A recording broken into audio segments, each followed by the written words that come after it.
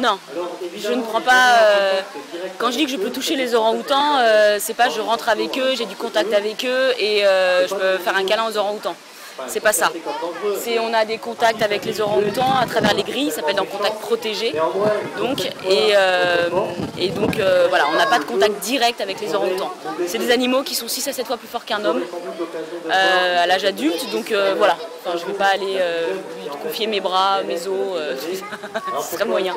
Même s'ils sont super gentils. Hein. Alors je ne saurais pas trop traduire vraiment la façon dont les orang-outans nous voient.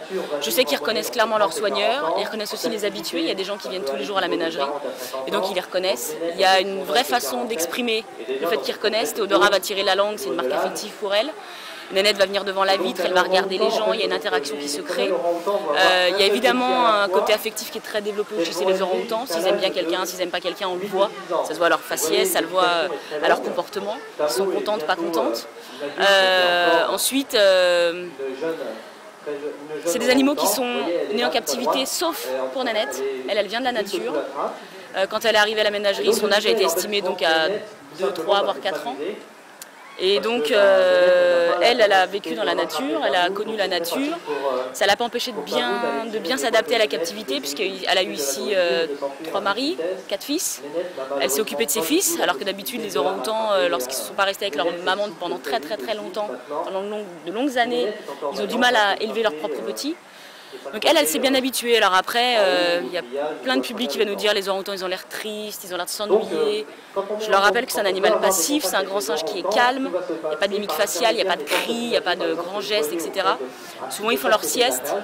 Donc après, de là à dire comment les orang-outans nous voient, je sais que les orang-outans, quand ils n'ont pas vu un soigneur pendant très longtemps, quand ils le voient à nouveau, par exemple si on est en vacances pendant quelques temps, soit elles vont bouder, elles vont le regarder et bouder, voilà, parce qu'on ne l'a pas vu depuis longtemps, soit elles vont montrer qu'elles sont contentes, donc là il y a plein de choses.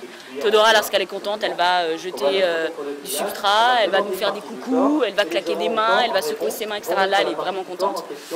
Et lorsque c'est déjà arrivé que la ménagerie soit fermée, puisque la ménagerie est ouverte tous les jours de l'année, et il y a quelques années, il y avait eu un épisode, vous savez, grippe aviaire, etc. Et donc la ménagerie du coup avait dû fermer pour des raisons sanitaires, même si on n'a pas eu de cas chez nous. Et là, les orang-outans, au bout de 2-3 jours, sont fortement ennuyés. Donc ils ont besoin quand même de ce public. Je pense que les orang-outans passent plus de temps à regarder le public que le public finalement passe de temps à les regarder. Mais c'est un vrai enrichissement pour eux. Alors les animaux dans les parcs zoologiques restent des animaux sauvages. Ça reste des animaux sauvages, c'est pas des animaux domestiques, ça c'est sûr. C'est par contre effectivement des animaux qui ont besoin de l'homme pour se nourrir, qui ont besoin de l'homme pour faire plein de choses. On prendrait demain Nénette, on la remettrait dans la nature, il y a de fortes chances pour qu'elle s'en sorte pas. C'est souvent malheureusement le cas. C'est pour ça que la réintroduction est si difficile. C'est pas un animal domestique parce que voilà, c'est des animaux qui restent quand même avec des instincts sauvages. Par contre, c'est des animaux qui sont habitués à la présence de l'homme. Voilà, il y a une habituation si vous voulez et un conditionnement de l'animal, mais ça reste quand même des animaux sauvages. Alors, la ménagerie ne fait pas d'études effectivement sur le côté très carcéral, que ce soit d'un point de vue humain ou même animal. Par contre, ça fait 16 ans que je travaille ici et donc en 16 ans, j'ai vu partir les gros animaux. C'est-à-dire que moi je travaillais avec les ours. Finalement les ours sont partis en 2004 parce que c'était des animaux qui finalement n'étaient pas bien dans leur fosse à ours, même si les fosses à ours sont très jolies d'un point de vue historique. Mais il était grand temps de faire partir les ours pour leur bien-être. Et donc on a vraiment changé notre point de vue là depuis une quinzaine d'années.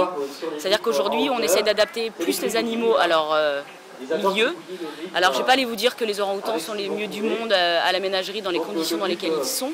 Par contre, on s'occupe très bien des orang-outans à la ménagerie. Ils ont de l'enrichissement 2 fois par jour, ils ont de l'entraînement médical, c'est-à-dire que les orang-outans sont habitués à nous présenter différentes parties de leur corps, on leur a appris. Ils nous les présentent, on est capable aujourd'hui de leur faire une injection dans l'épaule pour justement ne plus faire de fléchage au fusil hypodermique, qui est un énorme stress, c'est finalement, voilà, ils nous présentent l'épaule, on peut prendre la température dans leur oreille, on peut leur faire une échographie directement, écouter leur cœur au stéthoscope, tout ça ils sont habitués et ils le font parce qu'ils ont envie de le faire. C'est pas du dressage, elles ne sont pas punies si elles ne le font pas, bien sûr elles sont récompensées quand elles le font, mais elles ont quand même à manger, on ne leur retire pas leur ration s'ils ne le font pas. Et surtout, on ne peut pas les obliger à venir devant la grille. Donc elles viennent parce qu'elles ont envie de le faire.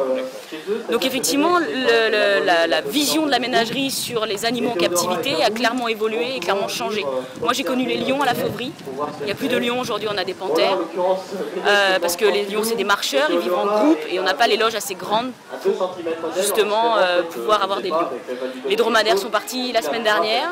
Il y a un aménagement qui doit être maintenant bientôt fait au niveau du parc des dromadaires et des autruches pour qu'on présente des tapis. On essaye de regrouper certains parcs pour agrandir un peu.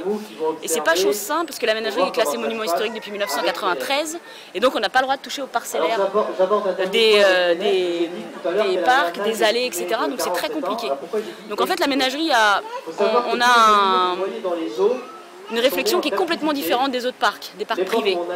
Les parcs privés décident d'avoir une espèce, ils achètent les terrains, ils s'étendent et ils leur donnent l'espace. La ménagerie, on est obligé de réfléchir à quelle place on a et quel animal pourrait être sciemment présenté pour lui, pour le public et pour qu'il puisse se reproduire et s'épanouir correctement.